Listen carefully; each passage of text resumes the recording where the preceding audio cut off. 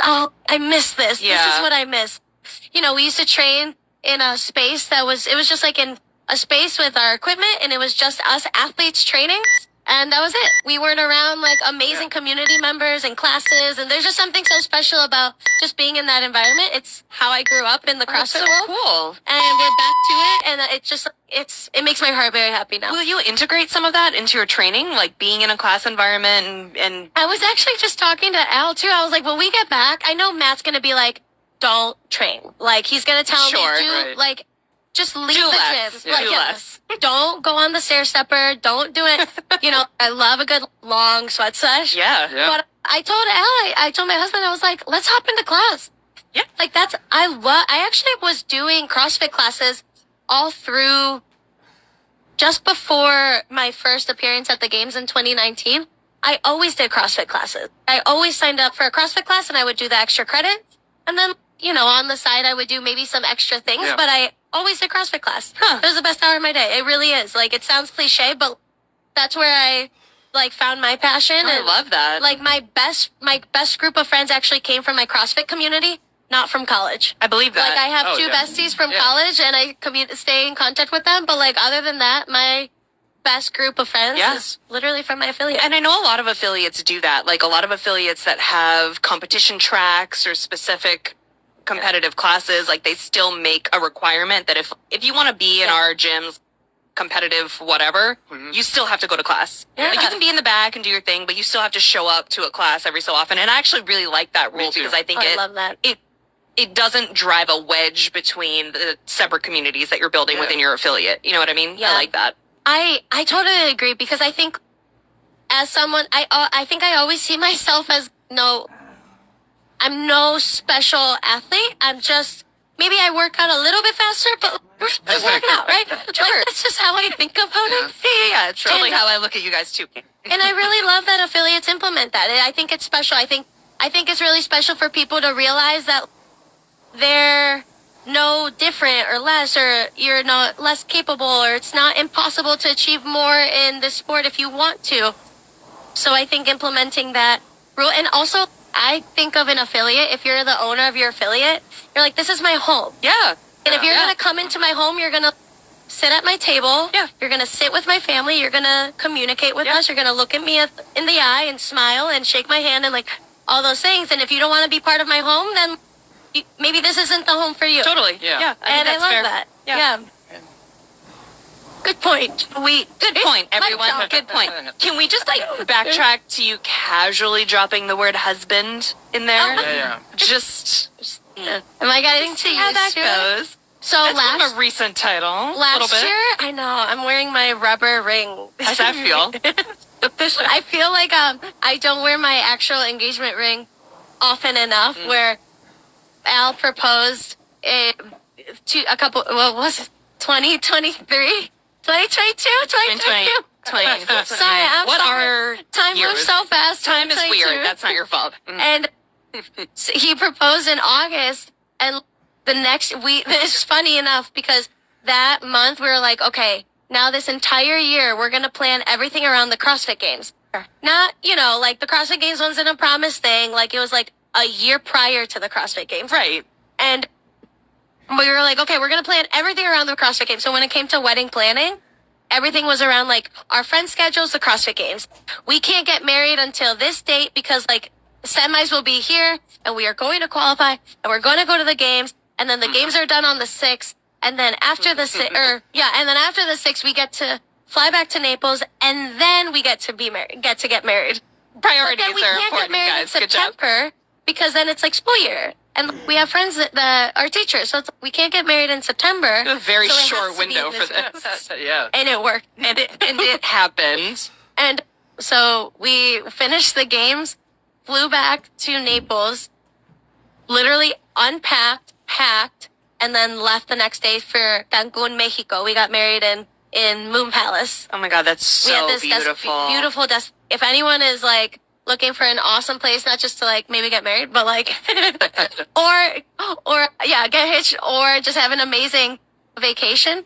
We've gone to Moon Palace resorts for the last 3 years, And we ended up, we had our wedding there, and it was just the best resort I've ever been to in Mexico, like truly. So it ended up being, we got very lucky. It was hurricane season. It was nothing but sun and heat during our wedding week, and nothing but torrential downpours the next week. So yeah, God was like looking out for us. For sure. Yeah. Oh, well, congrats to you guys. Thank you. It was beautiful. I love that you, took it easy and didn't stress yourselves out or anything. Yeah, for a month. Like that. Oh my God, we were like, maybe I spun on a bike like one morning, one time. No kidding. And then all the other times we were just like we were just enjoying the drinks that we don't typically get to enjoy. Of course. Just sat in like a eucalyptus sauna, just let it steam for a week. I mean, you forced yourself to take that off-season time. Absolutely.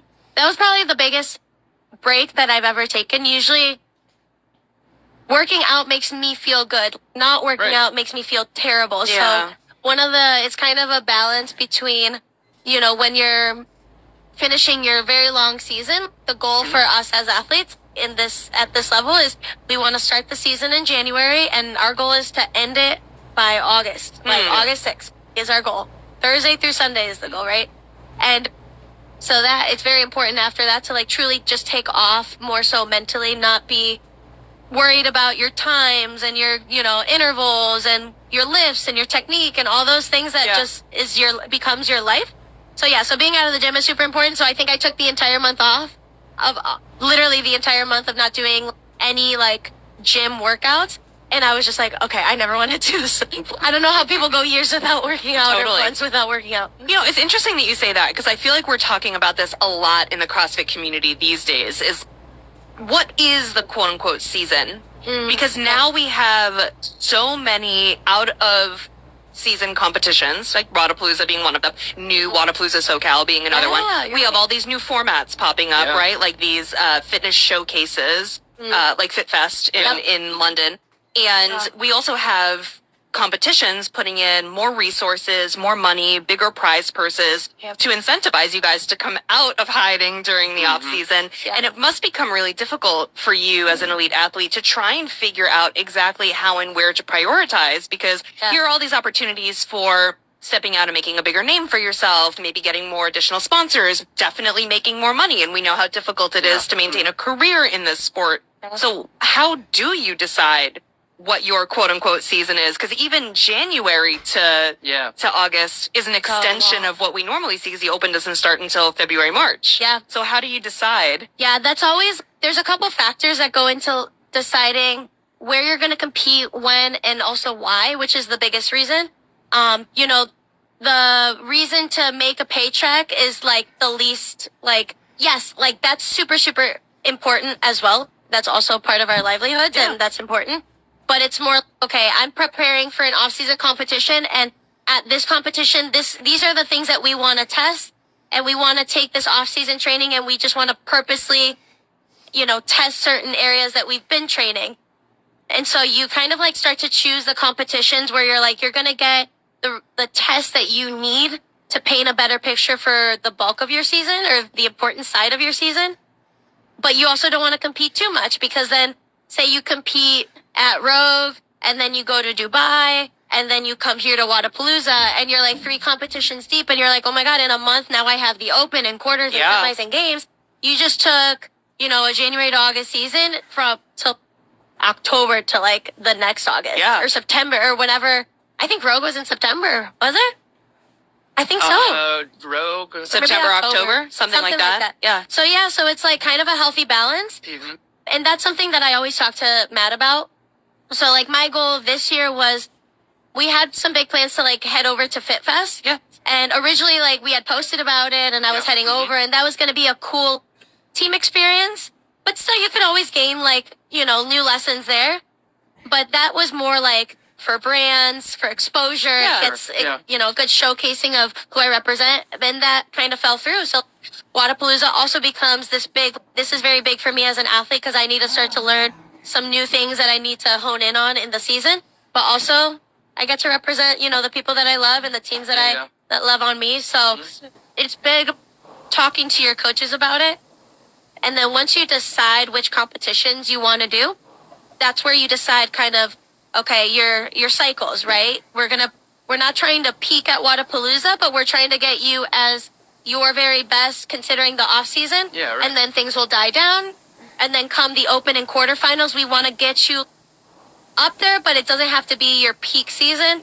Things die down. And then by the games or semis, like for me, I have to peak at semis because that's it's been the hardest part for me to qualify. Right? So like my bread and butter has to be there. But if you're always trying to peak every single competition, you could only hit so many turbo buttons. Right. Yeah. And your body only allows for so many. So if you hit them too soon, you won't have them when it matters. That strategy is so interesting to me because I only have one speed. There's no One big ol' turbo button. Not even a turbo button anywhere over here. There's just the There's one an on button. There's on And off. or off. Right. Yeah. Exactly. And I think that's a lot of us. So it's always interesting for me to hear how you're peaking and where you're training and what the priorities are because I'm like, I just went to the gym. I just showed up today. But I guess it's so different with your career though, because imagine if you did this all the time, like every month, every I would weekend. love that. Actually, that would be great. You mean I get to quit my job and just do CrossFit? Sounds fun. Right? But no, it's I almost hear what like you're this saying. you being on this high energy all the time. At Totally. some point, maybe you'd love it, but then it's, man, I'm like burning out now. Totally. Right? So Totally. it's kind of the same thing. And it's almost like in life too, like you have to have those boundaries where it's like, I need to be able to still love what I love without doing too much and in healthy doses. 100%. And I was talking to Jay Crouch yesterday about this, which you can watch this full interview on the Morning Chalk Up. But he's doing team this weekend, and he specifically was like, I do that stuff in the off season so that I can find love for this sport when I'm doing individual. He was like, I have to figure out ways to keep training but have fun with it so I don't burn out, basically. Yeah. And that was one way that he chose, which I thought was also really cool. Yeah. And like Wadapalooza for me, like, as you know, it makes it so, it kind of brings back that spark. I'll say it until, you know, I'm blue in the face, but it's like that, you get moments within the crowd and the energy, and you even like experience this moment. Like I had a little, you know, personal win on a snatch where it was like I was failing that lift in the back. It was supposed to be my opener. I was failing it multiple times. Am I going to hit it in front of a crowd? And then you do, and you're like, oh, like, there it is. And it makes all the bad training moments or the